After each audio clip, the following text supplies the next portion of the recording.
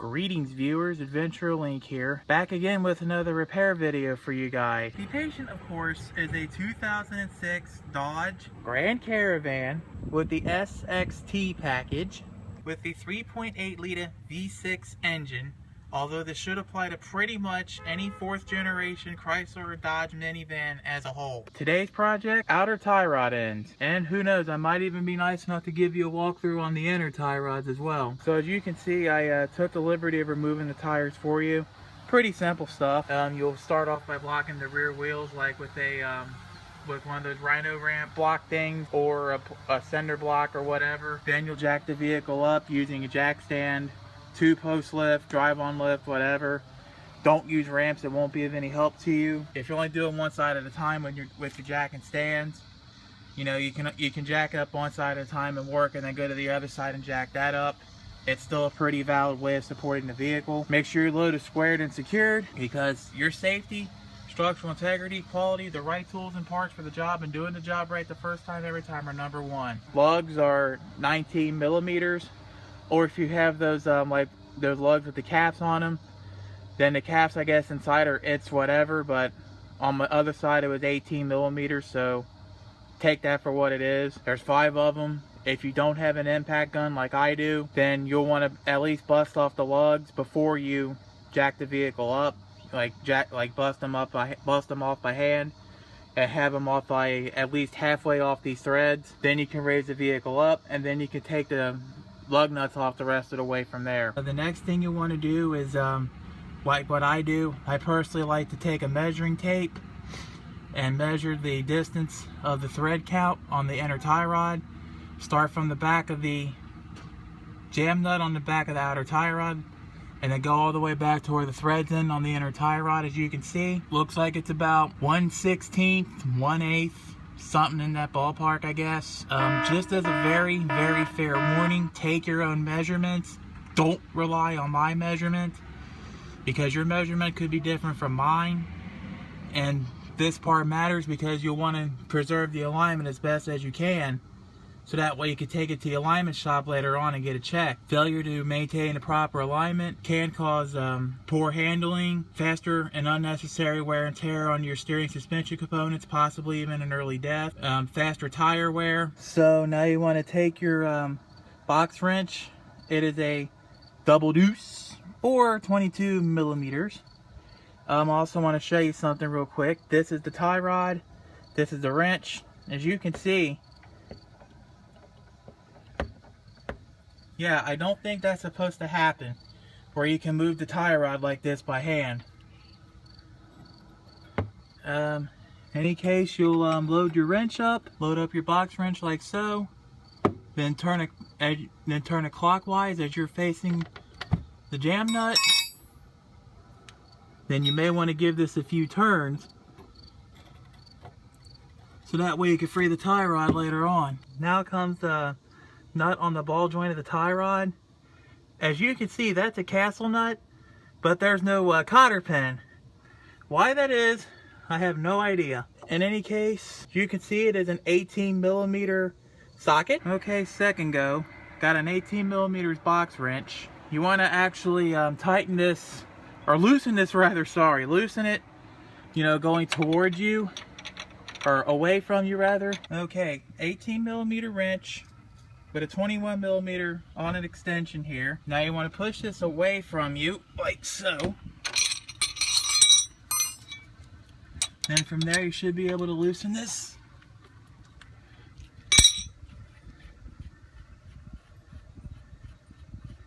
Yeah.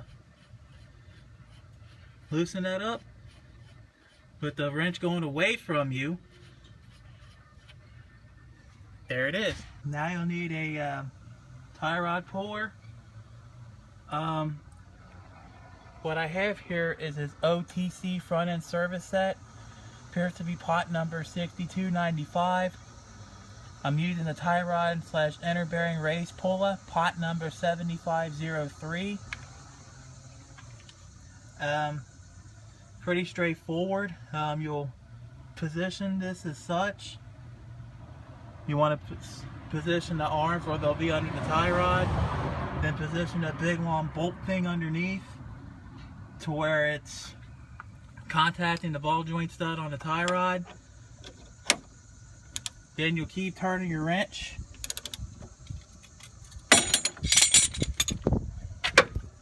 And out she comes. Additionally, there are other tie rod pullers. There are the little fork ones where you take the forks, slide it in here, then you take your hammer and have at it. If you do not have either one or have no plans on getting them, then you could take the castle nut, put it on the bottom part of the stud, make sure it's flush with the stud, and then take a hammer and then have at it until it comes out. You want to use your stud because you want to hammer the stud with the nut flush with it, because failure to do so can cause this end to mushroom, and then you'll have problems getting the stud out. Now it's time to screw the tie rod off. You want to hold the inner tie rod, then you should be able to screw this off by hand. Keep on going until it comes off. No need for tools for this one, fellas and ladies. On going and going and going and going and going and going.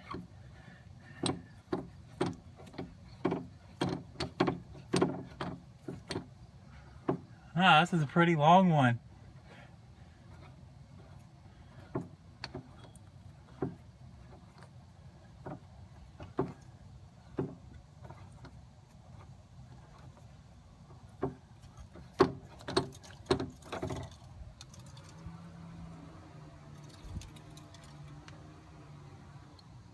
Oop, there it is. Oop, there it is. Then the jam nut's the same way, although you may still want to get your double deuce box wrench for that. Now for the inner tie rods, this is going to be a walkthrough because mine were still good. I'd still like to show you all the same. First off, see this little hose clamp here? You want to take like a small needle nose vice grip or something and remove it. Okay, see that that metal band there? You'll need to find a way to pop that off, like with a flathead screwdriver. Then pop that off, and from there you can remove the bellow. Just as a fair warning, make sure you have arrangements to have a replacement for that. Personally, I've used zip ties. I've used a hose clamp, like 3 to 5 inch hose clamp. If you lose the hose clamp that goes onto the small part of the bellow on the inner tie rod, you can use like a 1 inch hose clamp as a replacement, or a zip tie, doesn't matter. From there you should be able to put a inner tie rod puller in where this goes, or I've personally used a vice grip in class on an 05 Town & Country. To reinstall it, personally I would advise that you put some blue Loctite on the threads, then you torque it down to specification. I'll post it later in a big old picture if the torque spec is there. Oh yeah, don't forget to put the bellow on first, and grease the inner tie rod as necessary. That way you don't kill it or get the dust inside the inner tie rod anyway. Like I said, securing the bellow post surgery,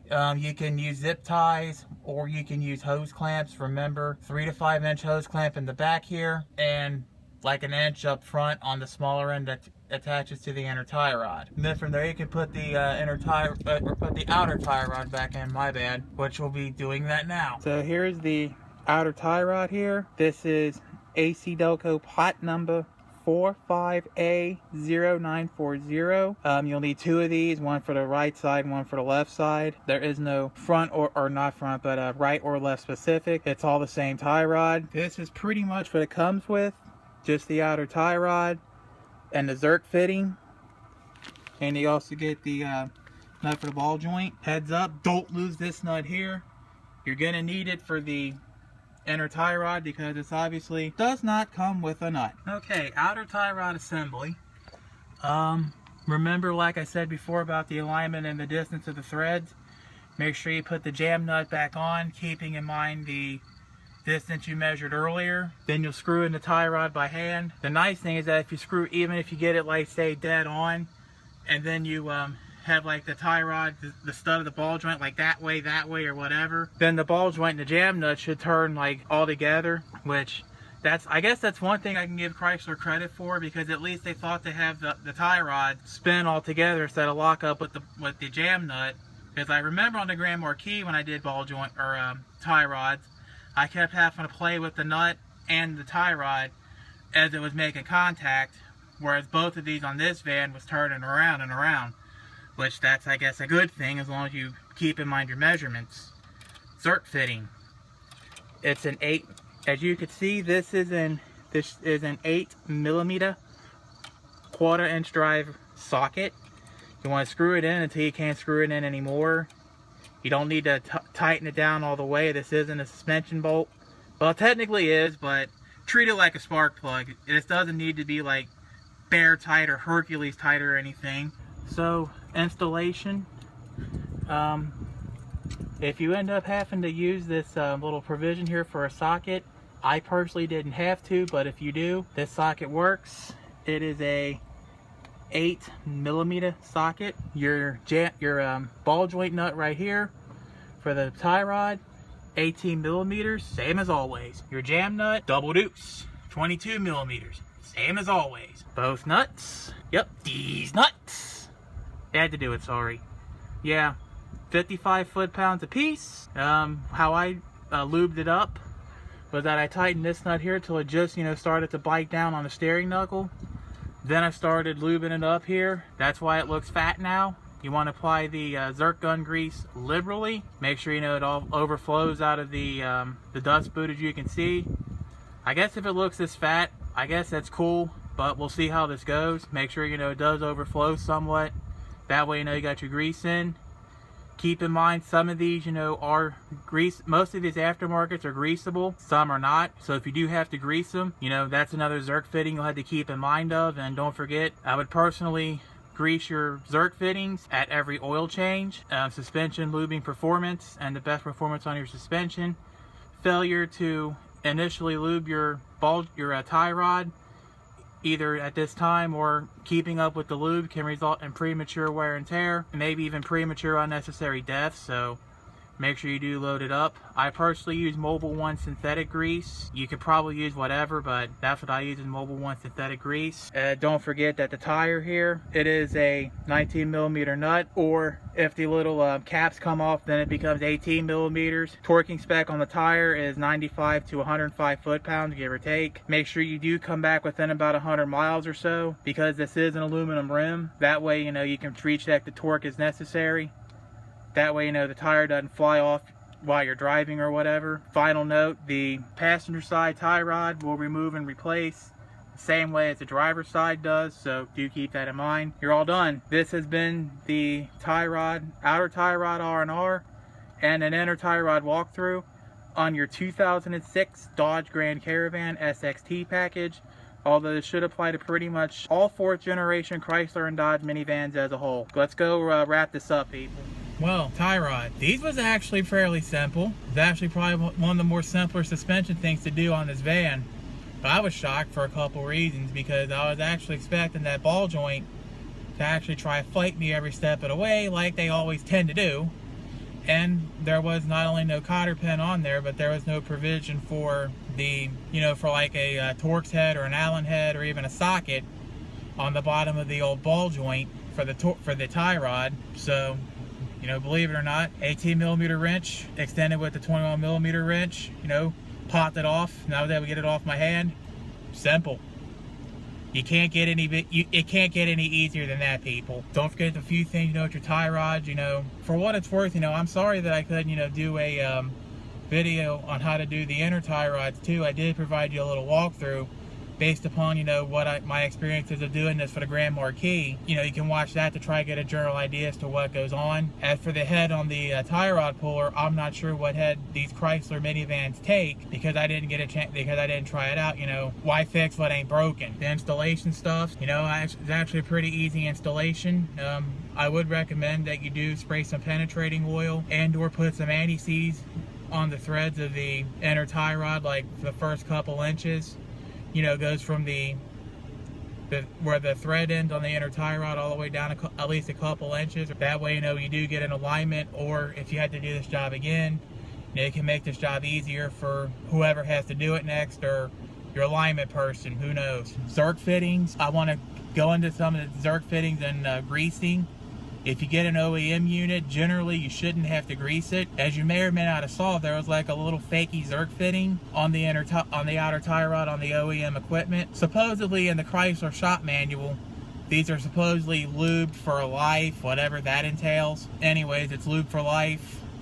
And if you defeat that little fakey Zerk fitting and put in a real Zerk fitting and grease it anyway, that can supposedly cause damage to the tie rod, but oh well, whatever. Keep in mind that mostly OEMs are lube for life. If you can find an aftermarket unit lube for life, great. Otherwise, you can just add this new Zerk fitting to your rolling inventory of Zerk fittings and make sure you nail them all every time you do an engine oil change. Make sure you don't forget to grease it before you take off for the first time.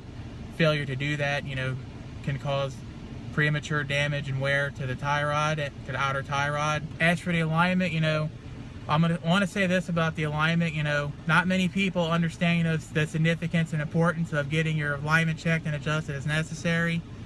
And this job would require one and does. So please, please, please, fucking please, sorry, but I just like to stress the importance of getting alignment done after doing one of these jobs, because it is important to maintain a proper alignment, because failure to do so can cause premature and unnecessary wear and tear to your steering and suspension components, perhaps even unnecessary death, poor ride quality, uneven tire wear, faster tire wear, poor handling, excessive vibrations, etc. So, you know, for your safety and for your structural integrity of your vehicle, please get your alignment checked. Don't be a turkey.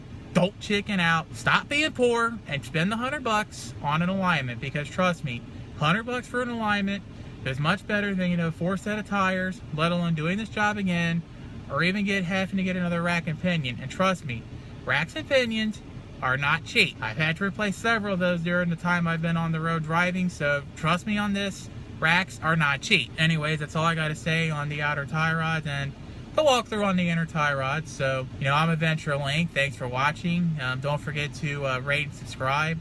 It's in the video description or thereabouts. Any feedback, comments, questions, but no flame fighting, spam, baiting, butthurt comments, or other such bullcrap, take it down in the comment section. It's just below the video description. If you have any other questions about Chrysler, Plymouth, and Dodge minivans as a whole, then feel free to check out the Chrysler Minivan Fan Club forums.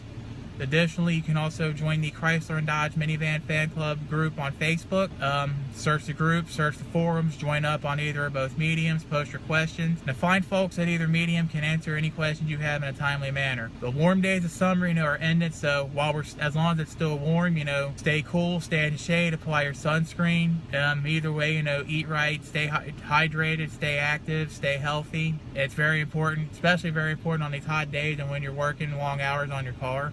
Work hard, have fun, and make history. See, it even says that on the back of this t-shirt here. But in any case, you know, don't let others push you around. And this is Adventure Link signing off with the wise words of wisdom from Eric the Car Guy, reminding all y'all out there to be safe, have fun, and of course, stay dirty. Until then, peace out. I'll see you all next video.